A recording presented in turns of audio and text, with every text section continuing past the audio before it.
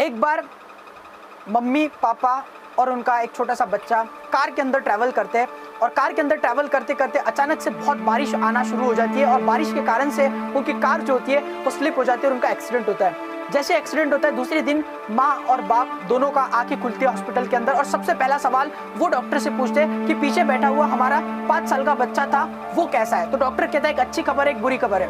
अच्छी खबर ये है कि आपका बच्चा जिंदा है और बुरी खबर ये है कि एक्सीडेंट के कारण से लेफ्ट हैंड के अंदर बहुत मेजर इंजरी हुई थी जिसके कारण से पॉइजन बॉडी के अंदर चल रहा था तो हमें उसका लेफ्ट हैंड काटना पड़ा।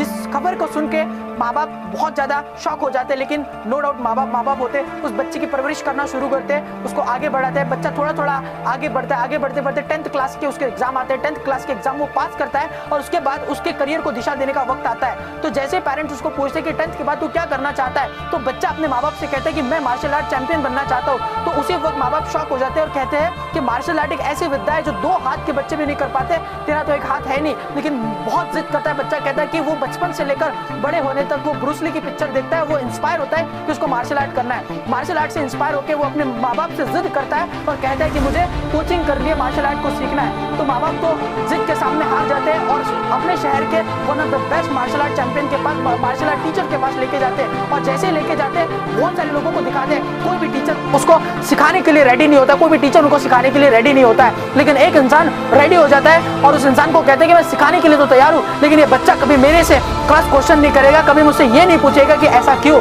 वो बच्चा कहता है ठीक है मैं रेडी हूँ। माँ बाप उसको उस क्लास के अंदर एडमिशन दिला देते हैं और वो बच्चा एवरीडे प्रैक्टिस करता है। एवरीडे उसको एक मूव सिखाया जाता है। 1 साल बीत जाता है, 2 साल बीत जाते हैं, 3 साल बीत जाते हैं। 3 साल बाद बच्चा अपने पेरेंट्स से कहता है, अपने कोच से कहता है कि कोच मेरे से पीछे आए हुए बच्चों को आपने अलग अलग मूव सिखा दिए, आपने मुझे सिर्फ एक ही मूव सिखाया, ऐसा क्यों। तो कोच उसको कहते हैं कि मैंने तुझे कहा था कि तू कभी कभी क्रॉस क्वेश्चन नहीं करेगा। फिर से वो लगातार शुरू करता है। 4 साल हो जाते हैं। 4 साल बाद पहली बार ऐसा होता है कि एक बहुत बड़ी वर्ल्ड चैंपियनशिप अनाउंस होती है और कोच उस बच्चे को कहते हैं कि इस बार वर्ल्ड चैंपियनशिप के अंदर तेरा नाम आ चुका है। पूरे दुनिया के अंदर हाहाकार मच जाता है कि एक बिना हाथ वाला बच्चा वर्ल्ड चैंपियनशिप के अंदर पार्टिसिपेट कर रहा है। पहला राउंड हो जाता है, वो बच्चा जीत जाता है। सेकंड राउंड वो जीत जाता है, तीसरा राउंड भी जीत जाता है, सेमीज में पहुंच जाता है, फाइनल्स में पहुंच जाता है। और फाइनल में जैसे ही पहुंचता है, इस बार उसका जो मुकाबला होता है वो पिछले साल के विनर के साथ उसका मुकाबला होता है। पूरे दुनिया के अंदर, पूरे विश्व के अंदर न्यूज आती है कि बिना हाथ वाला बच्चा एक ऐसे इंसान के साथ लड़ने वाला है जो पिछले साल का विनर है। पहला राउंड होता है, पहले ही राउंड के अंदर बच्चे के मुंह के ऊपर पंच पड़ता है, खून निकलता है और कोच की तरफ उसकी नजर जाती है। कोच को पूछता है, कोच अभी तो मुझे कुछ मूव बता दो ताकि मैं सामने वाले को हरा सकूं। कोच कहता है कि लड़े रहो। फिर से बार सेकंड राउंड के अंदर उसको पंच पड़ता है। देखते ही देखते पहला दूसरा तीसरा राउंड खत्म हो जाता है। सब लोग घर पे जाते हैं। दूसरे दिन पता क्या चलता है, पूरे न्यूज़पेपर के अंदर खबर आती है कि एक बिना हाथ वाले बच्चे ने मार्शल आर्ट की वर्ल्ड मार्शल आर्ट चैंपियनशिप जीत ली।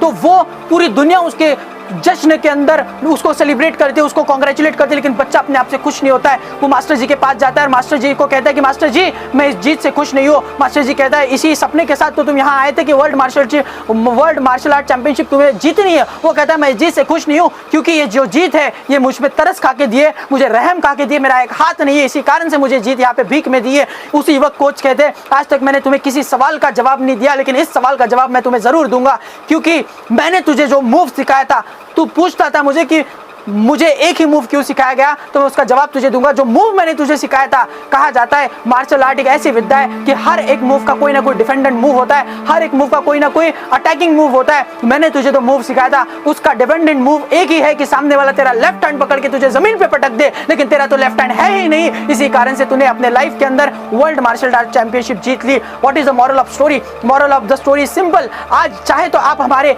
परिस्थितियों को, अपने कठिनाइयों को, अपने प्रॉब्लम्स को अपनी जीत का कारण बनाओ या तो अपनी परिस्थितियों को अपने हार का कारण बनाओ। My dear friend, there are 2 types of person. पहले वो होते हैं जो हर चीज के अंदर पॉजिटिव निकालते हैं और दूसरे वो होते हैं जो हर चीज के अंदर नेगेटिव निकालते हैं। क्योंकि कहा जाता है कुछ लोग चांद देखते हैं, कुछ लोग कीचड़ देखते हैं, कुछ लोग चांद देखते हैं, कुछ लोग कीचड़ देखते हैं। अरे देखने वाले चांद में भी दाग देखते हैं और देखने वाले कीचड़ में भी कमल देखते हैं। It's all about your viewpoint. With these words I would like to end up the session. Thank you so much everyone, keep watching. Thank you so much. This is Shubham Wankhede signing out.